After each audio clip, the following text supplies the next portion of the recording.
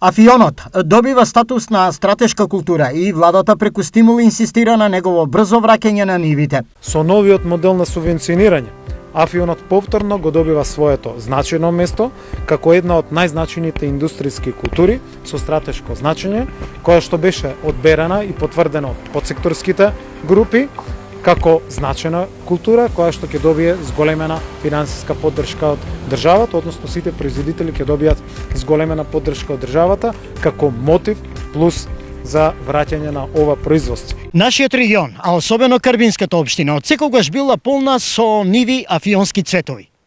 Ова поле зад мене кое што го гледате било место на афионот кој по својот квалитет бил далеку познат и многу баран. Афионските полиња тука добро ги паметат и сегашните генерации чии предходници екзистираа од оваа култура. Имали сме тоа над базите, нива.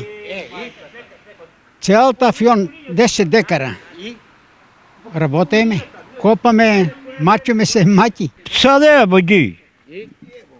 Па едно време знам дека ги продава и чушките, тоа што е прво семето. Јас сеќавам се, однесот тоа сеќин зима.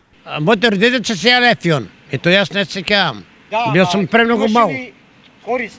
Па имало и корист, како не имало корист. Сигурно че го сеат, сигурно го имат корист. За афионските цветови чушки, повторно да ги има на нивите во регионот, државата нуди поголеми субвенции за оние кои ќе се решат на негово одгледување. 6000 денари за секој еден хектар на Афион, како и за сите останати земјоделски култури и дополнителни 18.000 денари по хектар, доколку се оствари минимум принос од 300 килограми и доколку истиот биде предаден кај регистрирани откупувачи. Во моментов со одгледување на Афион се занимаваат само 40 на земјоделци на едвам 20 хектари.